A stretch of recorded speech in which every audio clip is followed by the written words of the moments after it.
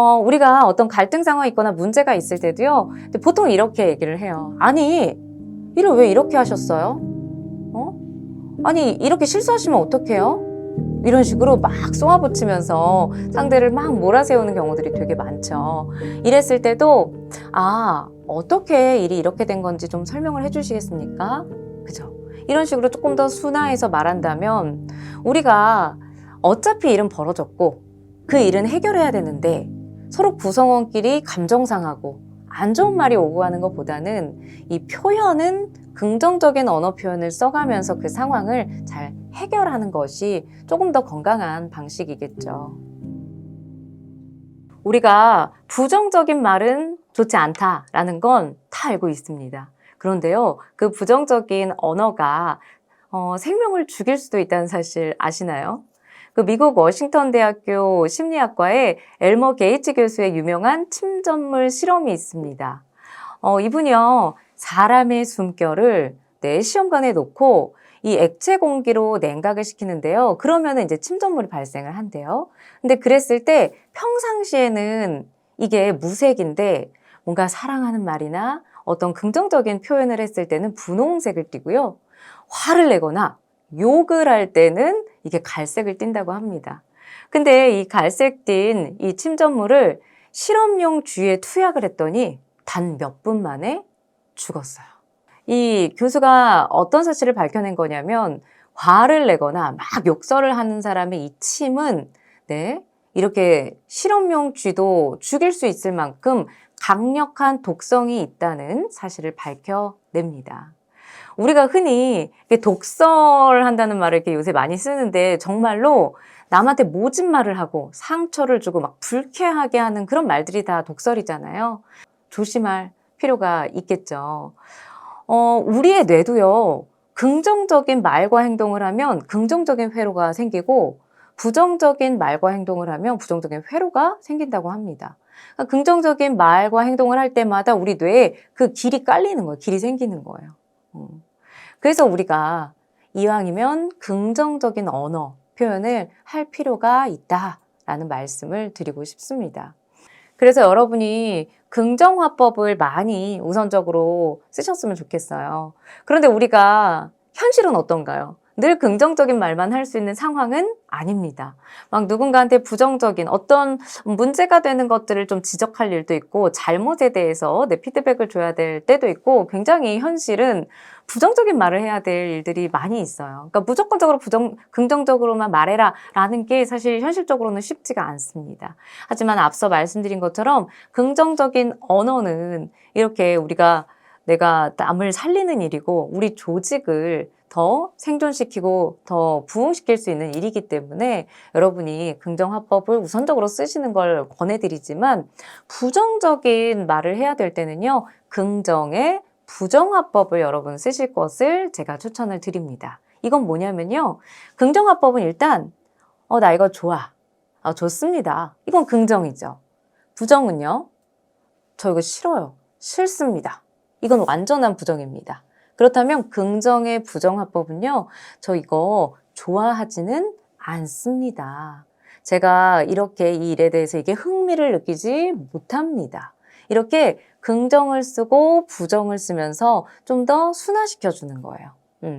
제가 오늘 이 촬영을 위해서 아침에 굉장히 일찍 나섰는데요.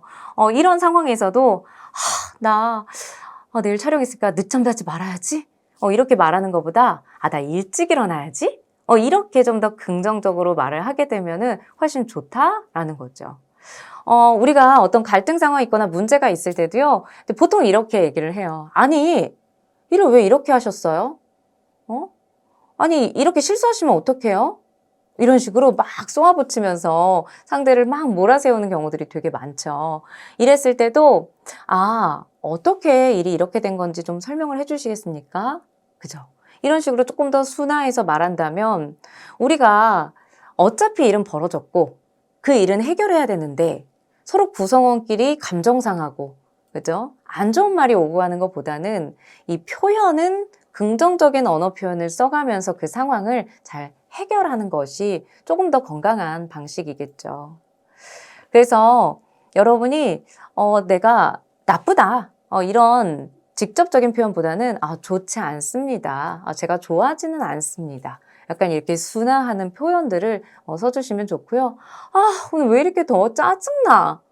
이렇게 그냥 감정 표현을 막 자극적으로 하시는 것보다 오늘 덥기는 정말 덥네. 오늘 엄청 덥네. 무슨 동남아 온 것 같은데? 그냥 이런 식으로 조금이라도 여러분이 순화를 하시게 된다면 훨씬 여러분이 내가 쓰는 말은 일단 1차적으로 나한테 영향을 주잖아요. 나에게도 좋고 그 내 말을 듣는 상대에게도 조금은 더 좋은 영향을 줄 수 있을 거라 생각을 합니다. 실제로 제가 작년에 국립중앙박물관에서 흥미로운 전시를 하나 관람을 합니다. 호모 사피엔스라는 전시회인데요. 이 언어라는 게 왜 긍정적으로 써야 하는가? 이게 굉장히 우리 진화적인 관점에서도 연관성이 있더라고요. 거기에서 좀 눈길을 끌었던 글귀가 뭐였냐면 유인원은요.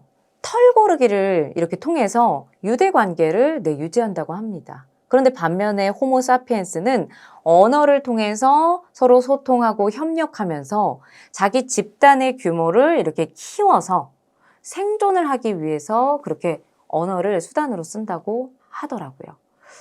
제 책의 이 이전 저서의 어른의 대화법이라는 책에서 제가 사람들과 우리가 대화를 하는 근본적인 목적은 좋은 관계를 맺기 위함이다 라고 이야기를 했는데요. 우리가 좋은 관계를 맺기 위해서 이 사람과 감정적으로 막 내가 반응을 하지 말고 좀 침착한 어른의 대화법으로 좀 대응을 해야 된다라고 강조를 했었습니다. 지금 보시면은 진화론적으로 보더라도 내가 언어를 통해서 상대방과 구성원과 협력하고 소통을 해야 이렇게 같이 집단을 키울 수가 있잖아요. 그래야 우리 조직을 지킬 수가 있고요. 외부의 환경, 그리고 다른 종들의 위협을 내가 받았을 때 우리 조직이 작으면, 그리고 나 홀로라면, 지킬 수가 없겠죠. 우리 사회생활이나 가정생활도 그렇습니다. 우리가 회사에서 회의도 하고, 이런저런 보고도 하고 이야기를 나누잖아요.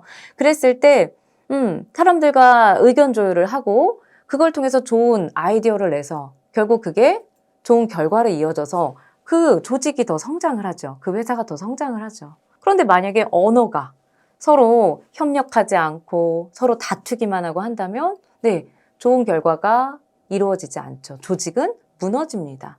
조직의 분위기도 좋지 않고요. 그래서 언어라는 건요, 긍정적으로 이제 우리가 털고르게 하듯이, 그리고 우리 조직을 내가 더 부흥시키고 이렇게 규모를 키워서 생존하기 위해서 또 꼭 필요하다라는 걸 아시면 좋을 것 같습니다.